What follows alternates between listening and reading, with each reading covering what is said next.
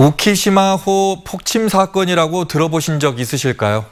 일본에 끌려간 강제징용자들이 해방 후에 한국으로 돌아오기 위해 탔던 배가 우키시마호입니다. 그런데 일본 앞바다에서 폭발한 사건이 있었습니다. 일본 정부가 전쟁 범죄를 감추기 위해서 강제징용자들을 수장시켰다는 의혹이 제기되고 있는 가운데 이 사건을 다룬 영화가 최근 개봉돼서 관심을 모으고 있습니다. 송정근 기자입니다. 1945년 8월 24일 오후 5시 20분쯤 강제징용 조선인들을 태우고 부산으로 향하던 우키시마호가 일본 마에주루항 앞바다에서 침몰했습니다. 당시 초등학생이었던 87살의 장영도 할아버지도 부모 형제들과 함께 우키시마호를 타고 있었는데 이 사고로 어머니와 누나 등 가족 3명을 떠나보냈습니다. 그 슬픔의 도를 넘으면 슬픔 느끼지를 못합니다. 저희 선친께서는 거의 뭐라고 이야기할까? 정신병자 비슷하게.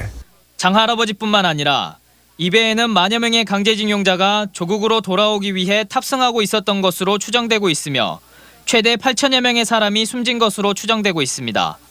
하지만 일본 정부는 550여 명의 사망자만 공식 인정하고 있습니다.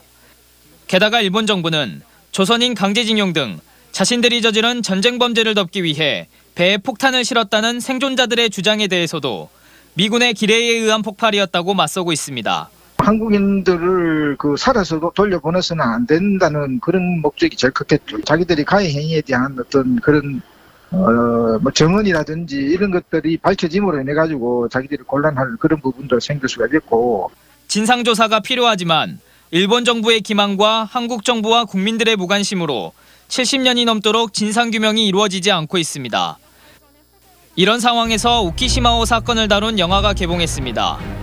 영화는 폭발 사건에서 살아남은 자들의 입을 빌려 역사적 실체에 접근합니다. 실제로 한국에 일어난 역사를 몰랐다는 그 자체가 이건 아니다 싶었습니다. 그래서 우선 이 역사의 실체를 한국인에게 많은 이들에게 알려야 되겠다. 현재 우키시마호 폭발 사건의 생존자는 장영도 할아버지를 포함해 전국에 2명뿐인 것으로 알려지고 있습니다. 아들이 지금까지 살면서 어머니가 왜 돌아가셨는지 그 진실 규명 하나 못한 이 불효자식을 용서해달라고 하는 얘기를 했다고.